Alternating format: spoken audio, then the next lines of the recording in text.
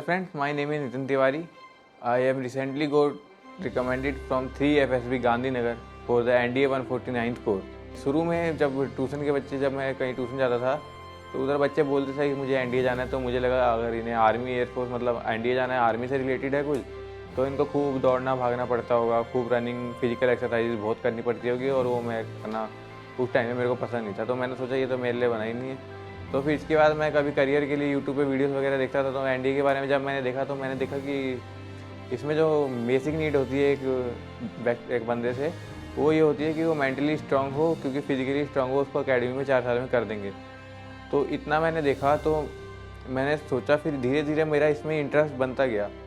मैं ये बता दूं कि 6ठी से 5वीं तक मेरे स्कूल में गेम्स उतने थे नहीं, तो मैंने इतने गेम्स खेले नहीं, पर 6 में मैंने गेम्स में मेरा involvement extra curricular like NCC वगैरह में मेरा इन्वॉल्वमेंट बहुत रहा है। तो मैंने एनसीसी भी करी थी, तो जो लाइफ होती है आर्मी की वो मैंने थोड़ी सी टच करी थी, तो मुझे पता था। तो मैंने जब एनडीए के बारे में और एनालिसिस किया तो मुझे पता चला ये बहुत अच्छा लाइफ करियर है, और मतलब इसको क्लियर करके 12th के बाद ही आप एक कमीशन्ड ऑफिसर के रूप में अपनी सशस्त्र सेनाओं में शामिल हो सकते हैं। तो मैंने इसके लिए प्रिपरेशन बेसिकली जो अपना 12th का सिलेबस था मैंने वो अच्छे से पढ़ा था, सीबीएसई के लिए प्रिपरेशन, और उसके साथ जो थोड़े बहुत प्रीवियस ईयर क्वेश्चन होते थे एनडीए के, वो मैंने एक बुक खरीद के उसकी प्रैक्टिस करना शुरू कर दिया था। साथ साथ जो चैप्टर्स मेरा सीबीएसई के लिए कंप्लीट होता था मैं उसके साथ में एनडीए के पीवाईक्यू भी लगा लेता था। तो ऐसे करके एनडीए रिटर्न मेरा इजीली निकल गया, मुझे रिटर्न के लिए इतना प्रॉब्लम नहीं आया।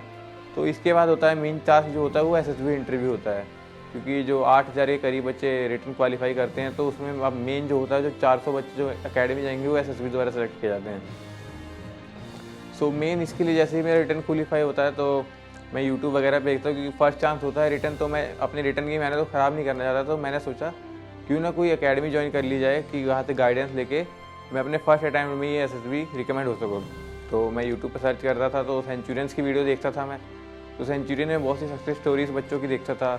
हाँ, यहाँ पे जो प्रैक्टिस पीपीडीटी वगैरह एक्सेट्रा जो होती थी सारे टास्क उनको देखता था, तो मुझे लगा कि सेंचुरियन मेरे लिए सही रहेगा। तो मैंने सोचा कि सेंचुरियन चला जाए। और दिल्ली मैं थोड़ा मेरे को घूमने का शौक ज़्यादा है कि घर से बाहर मतलब रहना, घूमने रहना मेरे को ज़्यादा पसंद है।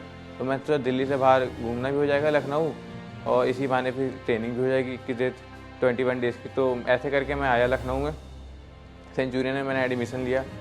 यहाँ पे मैंने सारे टास्क जो थे पहले तो सबका जो बेसिक एसएसबी का लेआउट क्या होता है, क्या उसका बॉडी स्ट्रक्चर होता है, वो मैंने जाना कि क्या टास्क होते हैं, कैसे होते हैं, वो देखा एक बार। देन उनकी प्रैक्टिस करी सबकी, जहाँ पे मैं वीक लगता था उसकी मैंने अपने पे वर्क किया। घर पे जाने के बाद जब यहाँ से मैंने अपनी 21 डेज़ की ट्रेनिंग कंप्लीट की, तो मैं घर पे गया, जो वीक पॉइंट्स है मैंने उस पर वर्क किया। लाइक मैंने साइक घर पे जाके बहुत प्रैक्टिस करी थी यूट्यूब की हेल्प से, जो यूट्यूब पे सेट्स होते हैं, प्रैक्टिस सेट्स आप यूज़ कर सकते हैं। तो मैंने ये सब बहुत प्रैक्टिस करी थी, जिसके मेरे को साइक में एसएसबी में बहुत सही में बेनिफिट मिला। एसएसबी में रिकमेंड होना कोई इतना कठिन टास्क नहीं है जो लोगों ने फैला रखा है। बस जितना आप हैं, जैसा आप हैं ऐसा जाके उधर दिखाए, पॉजिटिव बिहेवियर में अपने पॉजिटिविटी दिखाए। नेगेटिविटी आपके थॉट में होगी तो वो झलक जाएगी। तो आपको पॉजिटिव माइंडसेट रखना है हर चीज़ में, जो भी आप काम कर रहे हैं उसको पॉजिटिव माइंडसेट से करिए, then you will definitely crack SSB. SSB is not a task which can be very tough for someone, because they need simple human. उनको नॉर्मल आर्मी चाहिए, नॉर्मल आईक्यू वाला जो ट्रेनेबल हो, उसको अफसर नहीं चाहिए, उसको अफसर बनने लायक मटेरियल चाहिए आप में।